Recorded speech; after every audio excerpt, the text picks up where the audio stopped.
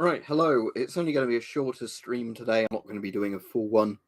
Right, I was going to be doing a stream or a video yesterday, and then annoyingly, the thing I was doing a video on broke, so I'm now having to sort out a refund for that or a replacement.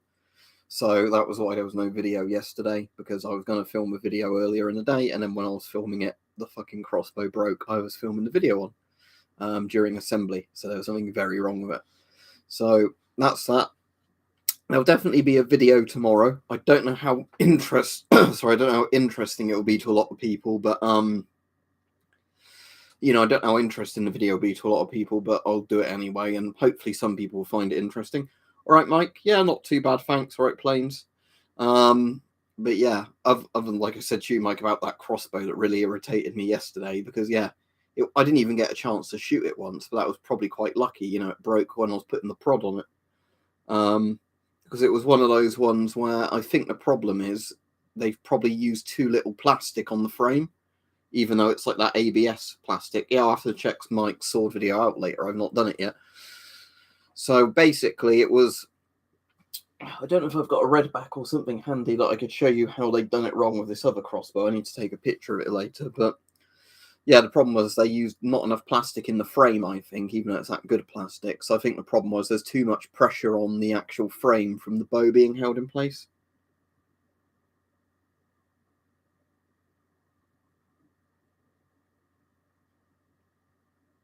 No theme at the moment.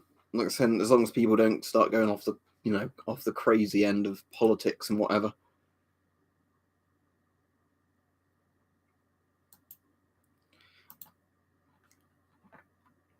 But yeah, so today's only going to be a shorter stream just because I think... Are you streaming later on tonight, Mike? If you are, I'll try and catch some of your one tonight. Because I was going to go on your one last night and then I was in a bit of a mood and thought I wouldn't, just in case anybody in the chat pissed me off. But yeah, so if people are asking questions I've answered loads of times, I'm not going to go into them tonight because it's not going to be... I haven't even seen anything about a North Korean submarine missile, so no idea. All right, I'll try and catch it tonight, Mike.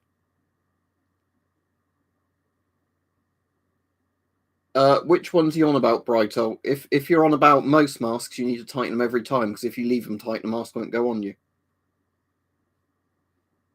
It depends what mask you're on about, but some masks have straps that are designed so you only have to do the bottom two straps. But if it depends on the mask you're on about. Like if you're on about masks like the CT12, you have to undo the bottom straps. That's why they're on the quick buckle system. Like these ones, the ones that are designed to be, adjusted each time. The ones you're not meant to adjust are these ones. But on some masks, every strap is designed that you have to loosen it before taking it off. Other masks are designed, where the entire head harness stretches. It's completely dependent on an individual mask. Not all masks are the same.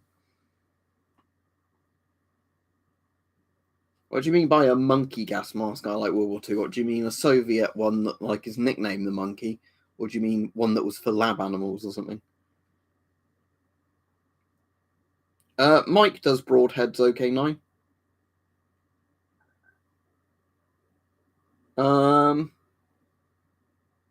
If you mean the Soviet MP4, it's designed so you undo the straps every time, unless you mean like the Polish MP4.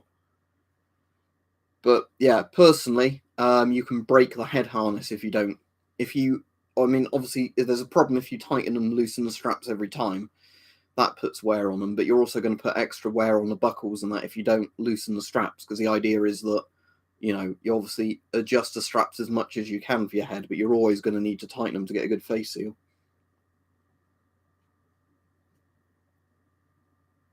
No, the Swiss SM90 is not an M65 copy, but I sadly don't have an SM90. It's a very cool mask. Weapon collector in the chat, OK9. He does pistol crossbow broadheads.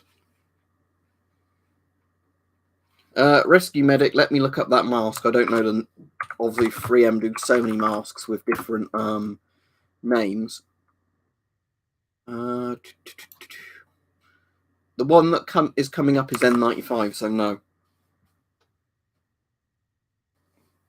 Right, what do you mean by a Mark 5 helmet, ACM? Do you mean a Mark 4? Because technically I don't think there's such a thing as a Mark 5.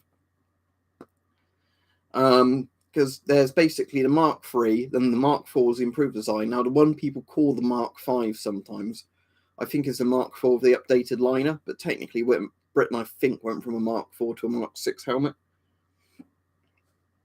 I don't have an AK-47. If you're looking at that, I'll see Yugoslavian RPK. I'm blocking the guy that's spamming the chat. Right, Rajiv, you okay?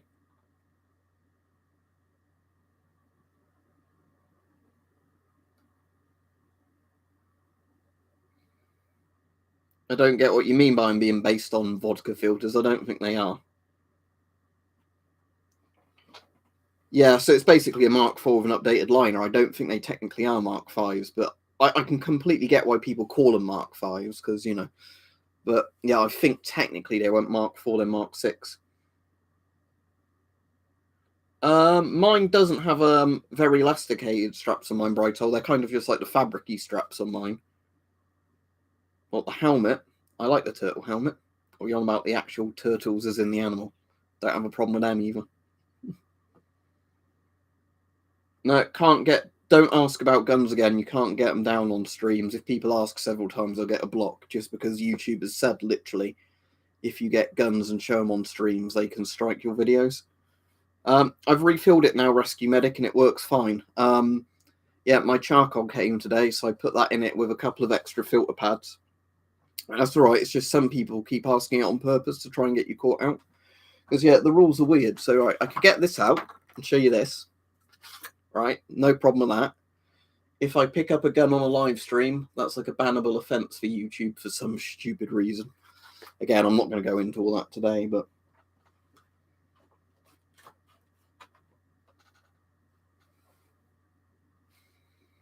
yeah, is the refillable filter in this room? Yeah, it is. I'm not going to open it again. It's over there. But yeah, basically what I did was topped it back up with charcoal, added a couple of these to it as well at the front to make the filter a bit more efficient.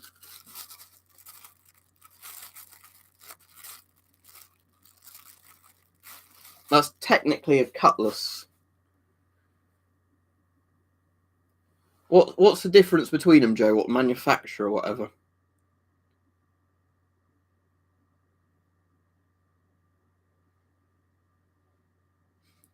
Yeah, Van V, I totally agree. A lot of the rules do not make sense, you know, where something's allowed and something isn't for like no arbitrary reason other than what mask is it on? On some masks you can just replace the lenses.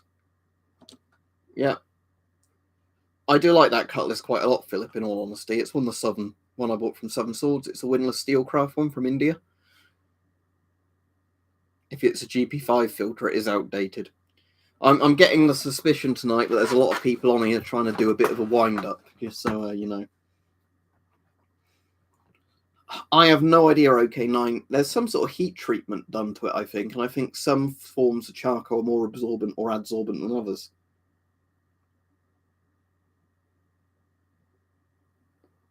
Oh no, you can't really fix an XM28. The rubber's snapped.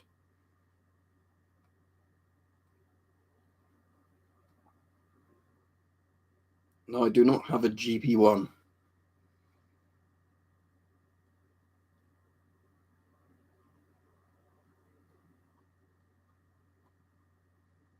An M15, I don't actually know, like the Israeli M15. It might be possible. I've never tried to take lenses out of it.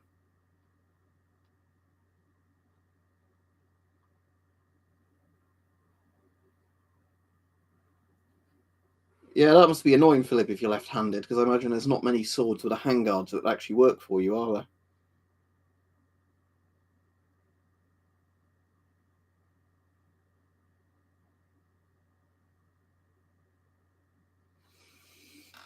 All right, your mother. I'll need to send you a picture later, your mother, of the crossbow thing, because I was going to send it to Mike as well. But yeah, the issue was basically on the crossbow frame. I don't think they've made it sturdy enough really to hold the prod. If it's got little scratches, I personally wouldn't bother replacing the lenses in it, because it's only worth replacing the lenses if they're actually damaged to the point they won't work, or you can't even see out of it.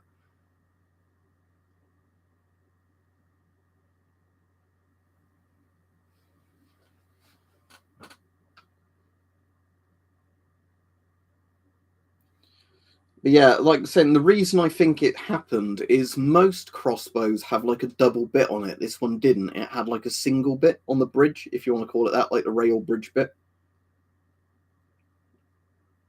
For all the people saying, do you have this, do you have that, what do you recommend? Just watch my channel's videos. There's videos on all this stuff.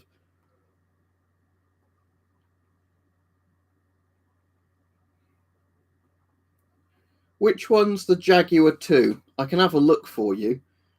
Is it just like a more modernized version of the Jaguar Firecat style design? If so, it's probably quite good, but what sort of prices are they? So one of them coming up. This is a weird one. It's got some kind of weird mount on the front. No idea what that's for, unless it's meant to be like a string stop. But yeah, it looks, in all honesty, just like a slightly better version of the Jaguar. In terms of performance, it's going to be no better really for the most part, because they all use the same sort of prods on a rail. That's how a crossbow works. But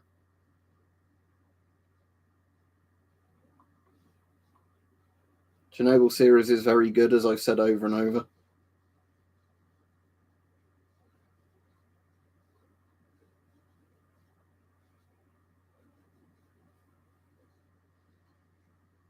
Yeah, Mike, I'm hoping on Monday Merlin Archery get back to me and just sort out a quick. So ideally, I'd still just want another version of the crossbow. It's just I'm a bit skeptical now. Is it one where they've sort of cheapened the design that actually sort of makes it cheaper? But I'll see. Because if it is a bad design, I'll definitely make a video telling people to avoid that sort of crossbow. But I'm hoping to get it because it was annoying yesterday. I was assembling it, sort of thinking, "Oh, this is going to be fun. I'm going to get a chance to shoot this."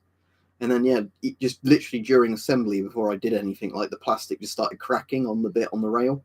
And then, like later on, when I was putting it back in the box, it just snapped off completely. It might have been like there was bubbles in the plastic or something, though. Right. Do you know, Philip, the Armex Tron? It's basically that one, but under a different brand name. I think, is it called something like the Scorpion something 50? There isn't a white helmet next to the clock. If you're looking at that, that's yellow. That's a British Mark 7. Yeah, it's just sort of the thing in hindsight that made me think, Mike, is how the prod and the string go on make me think there's less sort of structural support for it, if that makes sense. Like I haven't got the pistol crossbow here, but I can show you on a bigger crossbow like what I mean. So obviously this is metal as well, but so if you see on this crossbow, right, you obviously have the top rail there, and then you have a bottom bit of the frame, and obviously like the bow's held in there, right? On the bit where it broke, the only bit on there was that bit there, obviously like quite thin plastic. So I think the problem is as you tighten that, it puts pressure on that bit, and because there's not like a bulkier bit around it to support the weight, like the draw power or whatever of the crossbow, it's putting, a lot more pressure on that bit.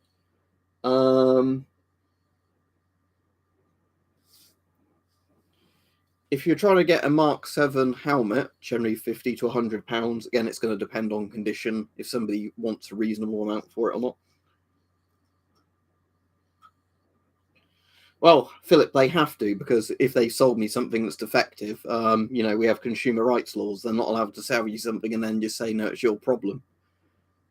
If they did that, I'd charge back, but I'm sure they won't. I'm sure they'll just, quickly sort it out.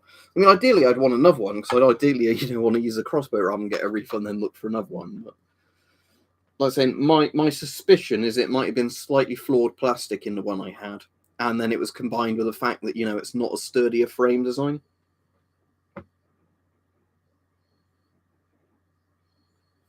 Yeah, thanks, Mike. I'm pretty sure that's the one. Let me just open it to double check. Yeah, that's the one. So if you look at that, when the bottom bit is put on it, right, the the bit where the foot stirrup is, when that's put on it, there's a bit underneath the bow, but it says in the instructions, obviously you do that later on during the assembly. So it says, put the bow in, and then start tightening the thing. And I didn't over tighten it. It's just the plastic started cracking above where, like, directly above where the bow goes on. Does that make sense?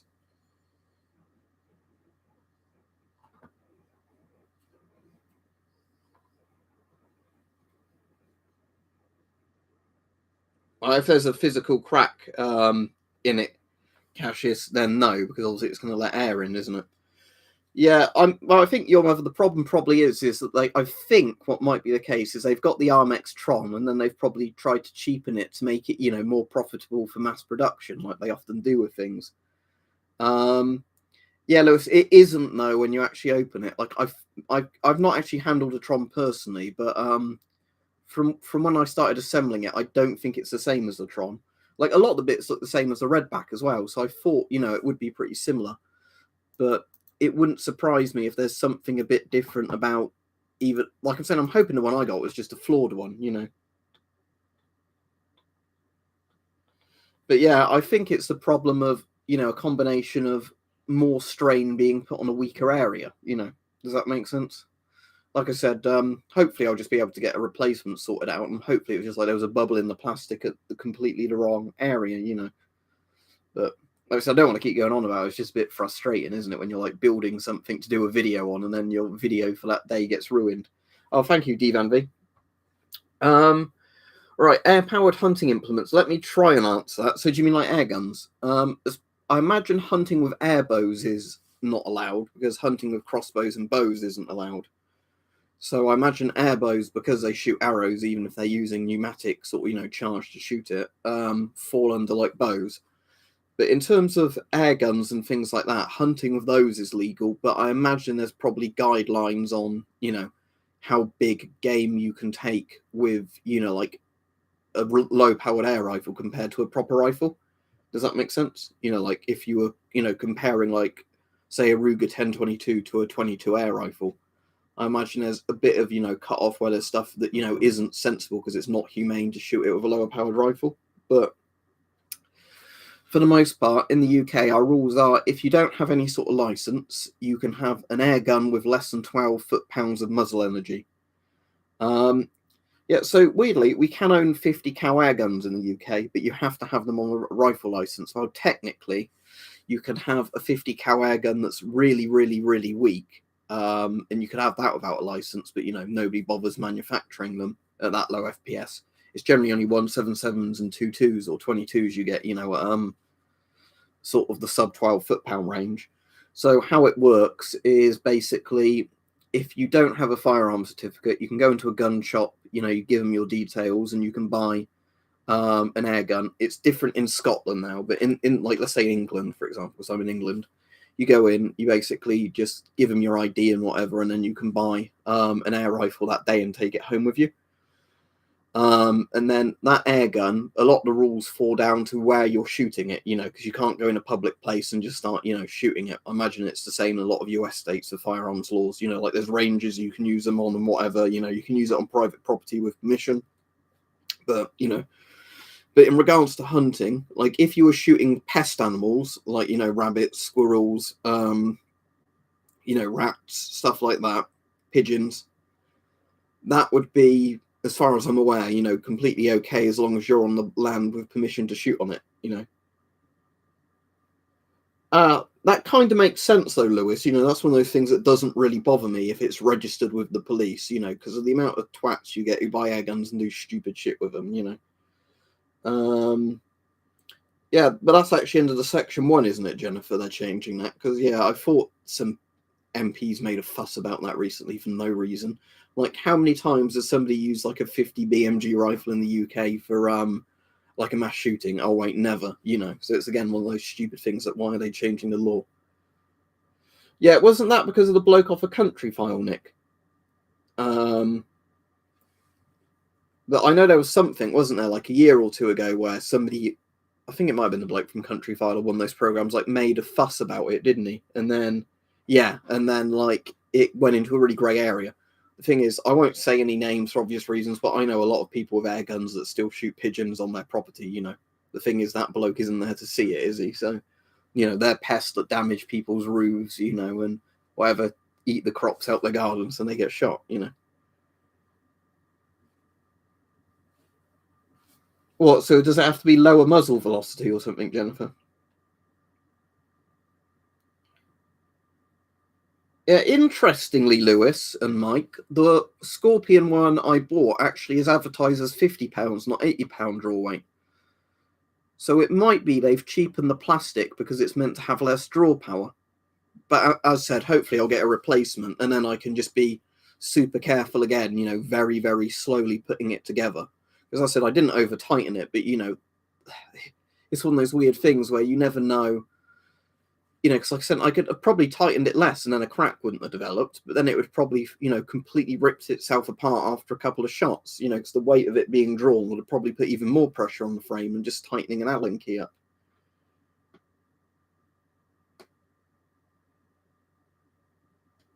Okay, Daniel, that's interesting. Didn't know that. But yes, it's strange, isn't it, all those rules? Because why? Because if you had, just for example, let's say, if you had a 50 cal air gun, right? What's that in millimeters? About 13 millimeter, is it 50 cal? You know, just roughly. So, and it's about 5.5 millimeter, isn't it? 22. So you're saying like it's something over double the size and weight probably of a 22. If you had a sub 12 foot pound, it's barely going to move it, is it? That's the thing. It's probably going to put 300 feet per second behind it or something. You know, it'd probably be less dangerous than a 22 or 177. 12.7. Yeah, thank you. But yeah, you know, that's my point. That, you know, do I have this handy? Yeah. I mean, obviously, it's not a cartridge like this, is it? Because it's an airgun cartridge. But yeah, that's the point, Nick, is that basically if you had an airgun pellet essentially that big, even if it was shorter or whatever, the weight of a pellet like that compared to a comparative. Hang on. Should have one on here somewhere. 9mm. I don't want that. Yeah, okay. So here's your comparison if we were doing it in cartridge terms between, you know, a 22 or 5.56 and, you know, 50 cal. You know, an air gun with the power to move that at a decent speed isn't going to move that at a decent speed. And again, I know the cartridge, you know, I know an air gun pellet is different, but, you know, that's why laws like that don't make any sense to me, because surely it'd be more like being shot with a paintball gun if somebody did it. Well, yeah, Lewis, that's the thing. I found some slugs in mine that it, you know, like the legal limit, you know, where they're like about 11.5 foot pounds, you know, where I've got a mate with a PCP with a license, you know, and they're fine out of his. But, you know, when I've tried them in mine, you know, they're not accurate enough because they go about 10 yards and then they just start dropping like the stone. Yeah, it's weird, Daniel, isn't it? But again, it's knee-jerk laws. That always happens.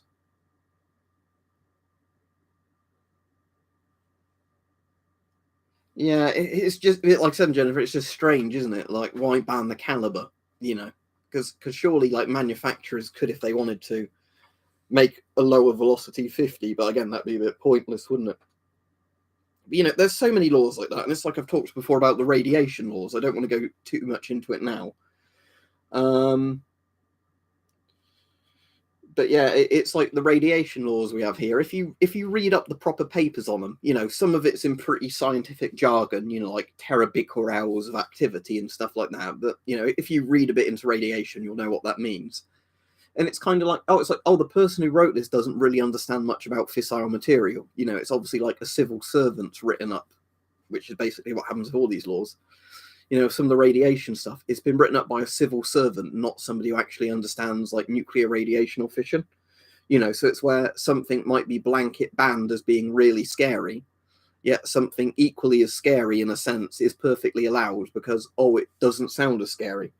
So over here, for example, I know it's the case in a lot of countries, plutonium is completely banned, but I think it's polonium and a few of the others. Don't quote me on this. Obviously, read the laws for yourself, and I don't own any of this material, just in case anybody was wondering.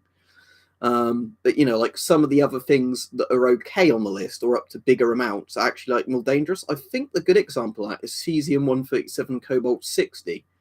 I have a feeling under these allowed, but like AKs and like ARs are banned, even though like wow, both of them in the civilian sort of sense are semi-automatic rifles.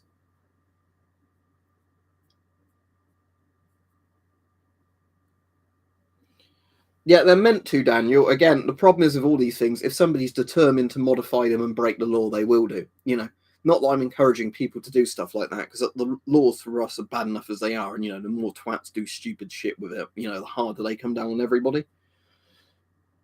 Well, exactly, Divandy. I hope I answered your question anyway about the laws, because they are a fucking mess over here for some of the stuff, yeah, it's like I've said about radiation stuff, right? That's a good example for me when I was getting into Geiger counters. We've also got a problem in the UK where, let's say I want to buy a sealed check source that's really safe to put in my safe to, safe and safe, that I'm going to keep under lock and key, basically. That's, a sealed source where it can't leak. It's encased in plastic or metal, and it's basically, a sample of something on the periodic table at a certain power, right? From what I understand with UK laws, there's lots of stuff I'm allowed to buy and own, but lots of people aren't allowed to sell to you. So then you start running into the really weird, bits of, there are basically suppliers that require you to have a license to ship it to you, even though you don't need that license to own it. Kalashnikov did build some bloody good rifles. There's a reason the AK family have been around for so long, in a sense, because they're good. I can answer a question if you ask it. Oh yeah, Mike. Yeah, assault rifle crossbows. Yeah, because I'm yet to see a crossbow that cocks itself, other than the very slow sort of motorized ones or gas-powered ones. But yeah, it's basically, isn't it? Like, if it has a foregrip on it and like a scope or a red dot, then it's an assault weapon. Put a pistol grip on it as well. That makes it scarier. Put it in black, then it's scarier. It's like, if I shot this, it's not going to cock itself. It's a pretty damn inefficient, like mass shooting weapon, isn't it? A crossbow. But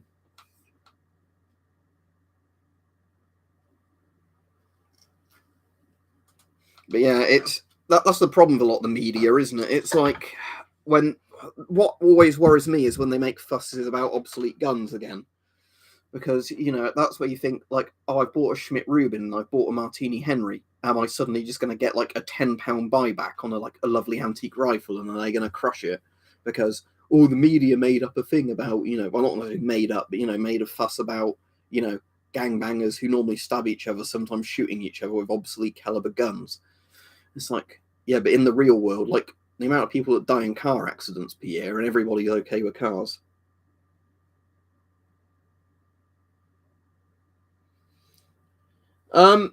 They definitely have radioactive elements in them M1C, Austin.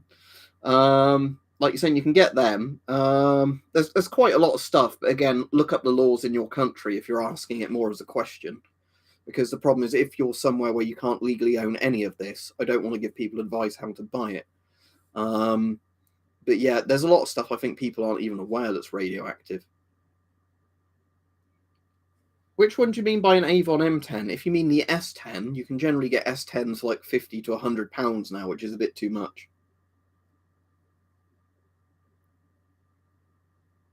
Exactly, Electric Explorer, but unfortunately, lots of politicians decide punishing, people who don't break the law, or more heavily penalising them is a way of fixing things.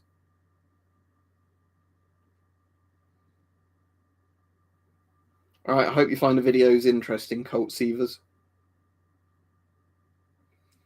But yeah, like M1C Austin, it's like you can go in an antique shop in most countries and buy shitloads of radium, in the sense of radium clocks, or stuff like that. And it's like, radium's scary for what it is. It's the most radioactive element on Earth not made by man. So obviously radionuclides trump radium, but in terms of prior to like the Manhattan Project, radium was the scariest thing on Earth in terms of like radioactive power. Yeah, I mean, I call them rifle crossbows, Richard, but that's just to refer to the ones that aren't pistol crossbows. It's like a size comparison. But yeah, like you're right. They certainly don't have rifling. Oh yeah, Richard, did you have Hawk of the Forest across whatever it was? Because your mother was asking me the other day if I knew if they were any good or not, and I couldn't remember if you bought a Hawk of the Forest. So if he's still on, I'll just at both of you. You can say if it's good or not. Yeah, because like I said, I couldn't remember if it was Hawk of the Forest or one of those you bought. Is that the one that does ball bearings and bolts? And if so, is it any good? I can't remember your opinion on it if you did have it. Cheers, Rescue Medic. I'm glad you find him useful. Well, as there's a Yugoslavian RPK behind me, but I can't get it to show you because of YouTube rules. But behind the airsoft shotgun. So yeah, you can see the top of the airsoft shotgun with the orange tip. But yeah, there's no bipod on it because whatever reason it was, a cheap one missing the bipod in several parts. But it's a DIAC anyway, so it doesn't matter. Well, if you get a GP5, don't use the old Filtronic Wolfpack. But yeah, for anybody interested in stuff to do with radiation, I'll tell you what tomorrow's video is. It's about a lump of coal I've made radioactive. Now, I'm sure people who are into physics find that really boring because they know how it's done. But basically, radon gas absorbs into charcoal, like how a gas mask filter absorbs gases. And as the radon absorbs into it, the decay products of radon start coming out the charcoal. So I got a bit of coal yesterday that was a gimmicky one that said, like, you've been a bad kid for Christmas. It was like a stocking filler type thing. I've opened the packet and put the coal in a box with some bits of radium in, so radon gas builds up. And now the coal's radioactive. Sadly, I can't make coal into diamonds, Philip. Otherwise, I'd be quite rich by now. But I can make it radioactive, so there's that, I think for most people that's worse, but for me it's quite interesting from a physics perspective that, you've got a lump of coal one day that's not radioactive at all.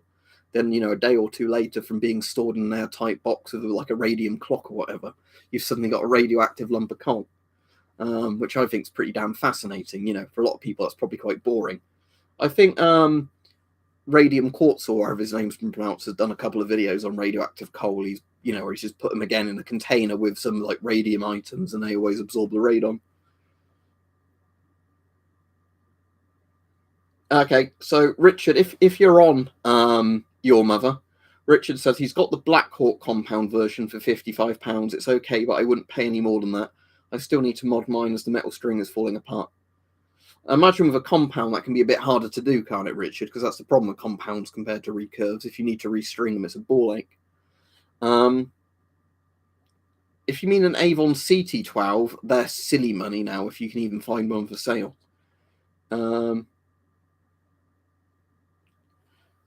Oh, that's a good question, Dash of Awesome. Let me have a think.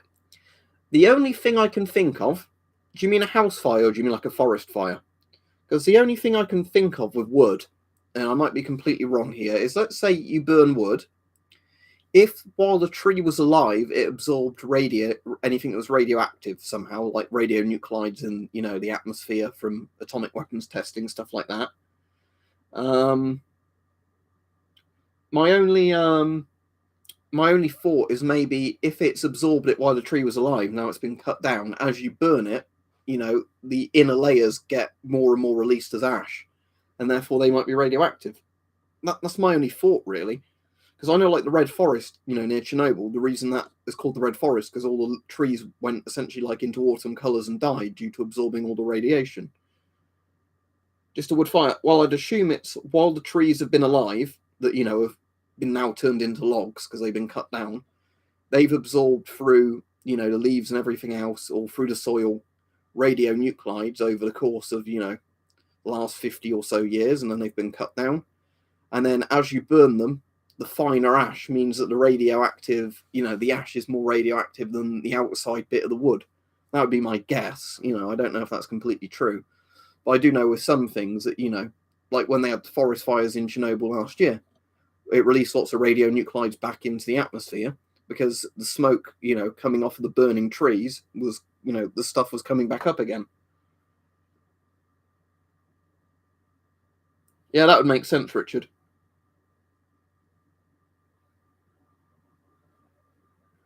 Sad to hear about your dad, Bombardier. I hope he gets, back to wherever he's going soon, all right, on a flight and that. But yeah, that must suck a bit. But is that due to all the corona lockdown stuff, obviously, because of all the different variants of it spreading around now? I'm trying to think, WT Oasis, if there's any filters you can easily get on eBay that are GOST, like modern and GOST, so safe to use.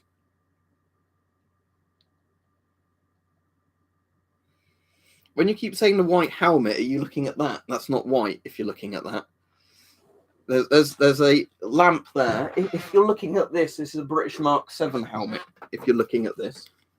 So it's not white, it's a yellow colour, but maybe the lighting doesn't show how yellow it is. But yeah, it's definitely like a yellow colour. It's, you know, like a desert colour. It's the Mark 7 Kevlar helmet that Britain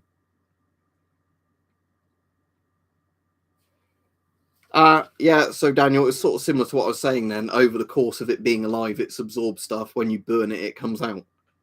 I know coal smoke releases more radiation than nuclear power, doesn't it? In the sense of what goes into the atmosphere, which is weird.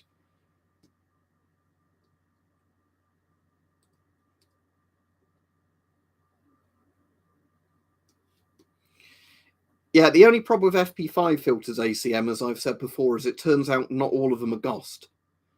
It seems that earlier ones were GOST, probably because they were the same like design as the P5 filter, which was a GOST one. And I guess over time they actually used proper NATO tooling. Yeah, pretty much, Chris. I had a bit of an annoying thing recently, so it put me in a mood. That's why I wasn't on yesterday, and there wasn't a video yesterday, because the video I was doing yesterday totally fucked up. But yeah, other than that, I'm all right. It was just like one of those really annoying days where, you know, I was filming a video during the day to put on in the afternoon, and the product in the video broke. And then, you know, I had to end up, you know, like contacting customer servicing to start sorting out a refund for it. Well, that makes complete sense there, Daniel. Yeah. So when you burn it, it goes into the atmosphere. It depends what it is, GZ Dudes, because obviously the stuff that has a limited shelf life is going to get surplused or destroyed a lot earlier. Stuff that's, you know, lasts for years and years and years, they might keep going for years and years and years before surplusing it. A lot of them are ACM, but I don't think all of them are. The best person to ask about that would be Hype, and I think even he doesn't know all the filters which are which measurements. Yeah, it wasn't tech though, Chris. It was a crossbow that broke when I was assembling it because the plastic was unsafe on it. But yeah. But other than that, I'm all right, thanks. But yeah, because I was in a bit of a mood, I didn't want to go on Mike's stream last night in case there are any trolls on. It just put me in a worse mood. It sounds like everybody had a good time on it though, so I should have been on really. But I went to bed a lot earlier last night, I think, than I normally do, just because it was one of those days where a lot of things were annoying me. So I thought I'll go to sleep and at least I won't be annoyed when I'm asleep. But yeah, Chris, I suppose better it broke when I was assembling it than it broke when I was shooting it, because that could have been far, far worse, you know, if it broke after shooting it.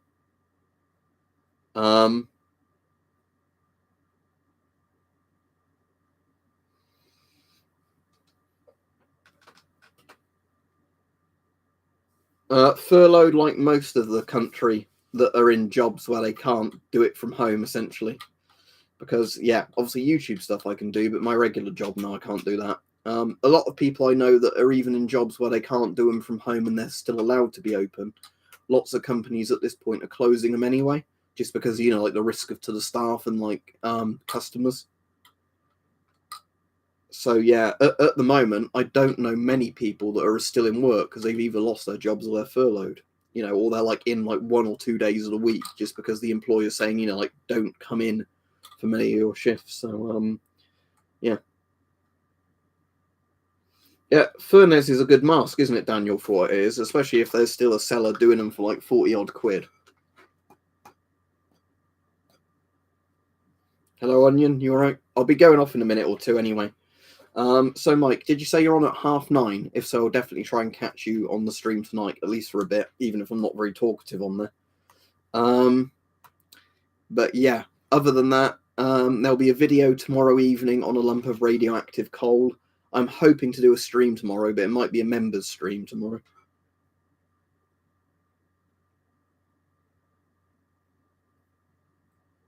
If you're looking at that one, that's French riot armor. That's basically retro riot armor, you know, it's like big foamy plastic pads in like a line. Like modern riot armor tends to look just like kind of like biker armor or sort of, you know, like shin guards and arm guards sort of things. But that's like one of those retro bits of armor which looks more like rollerball or those that American Gladiators thing, you know, where it's kind of just like a vest type thing with really big foam pads sort of wedged into it. Yeah, it looks very sci-fi, doesn't it? I definitely think somebody could buy a load of those and use them for like sci-fi soldiers in some sort of futuristic film. You know, that's why I've kind of got the GP7 on top of it, because it does look pretty sci-fi like that, doesn't it? But yeah, there's a video on YouTube of me getting hit with like a bat wearing it, and it works pretty well. I can't even remember it that well, geez, I can just remember it was a thing when I was a little kid where they used to smack each other with like big Q-tip things, didn't they? To knock each other off a platform. Was that the thing? I think that was the thing, wasn't it? But yeah, anyway, like I was saying, essentially that's just layers of foam that are quite thick. The idea being that the shock goes through multiple layers of foam rather than directly onto your bones and arm. Yeah, Daniel, I mean, that's quite retro stuff. I think the label on it wasn't that old. I think it's 80s or 90s, but I think it's one of those armours that the main reason they probably went to more modern stuff is that probably wears out faster than plastic. Ah, yeah, that would cost them too much money, Mike, though, wouldn't it, to buy £40 surplus riot armour vests? I'm sure the still suits in the new Dune are probably just like Primark shirts on. Looking at the budget for a lot of the stuff they had in there. The crazy thing about Dune, though, is in the David Lynch one, did you know the still suits are actually made out of foam? They're like polystyrene and foam. They look like leathery material, don't they, or vinyl? But they're actually made from foam if you listen to a lot of the stuff. They had to like do a body mold for each of the actors to get it fitting them properly. And then it was actually made from like foam type material. When you say realised, do you mean released? I don't think so. So wasn't there like a load of like the companies suing each other because one company didn't want it released online and they wanted it released in cinemas? But then like the distributor was saying, well, that's stupid because like cinemas might be closed for another year, you know, so we're going to release it on Netflix or whatever. Yeah, body armor, as long as you're not wearing really, really heavy body armor, like with the massive, you know, steel plates in it, it's generally pretty light and comfortable.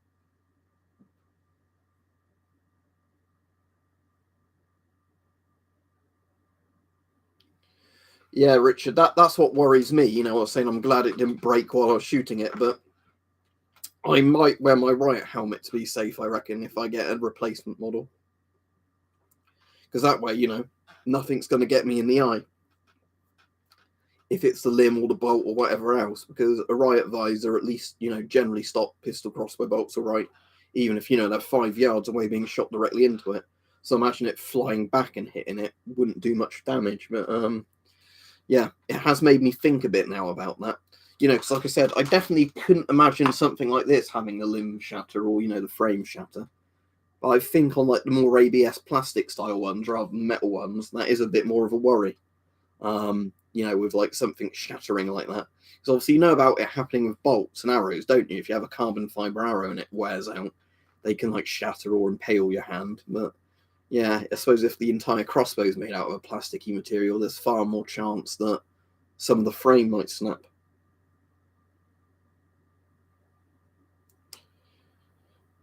Yeah, riot shields are cool, aren't they, Josh? Yeah, Daniel, I agree with you there, but like the thing is, I'm thinking a bit more than just shooting glasses. I'm thinking of a full face, you know, one of these. I'm thinking more like wearing that when I do it. Anyway, I'll finish the stream now. I actually have no idea, GZ Deuce. Ask me on another stream when we've got more time to discuss it properly. Do you mean like jetpack things? But that sounds pretty cool. But I think I did see a video of a guy using a jetpack over water that was surprisingly good. But you know, I don't know how close that stuff is to mass production. All right, see you all, and I'll hopefully be on Mike's stream later. So bye.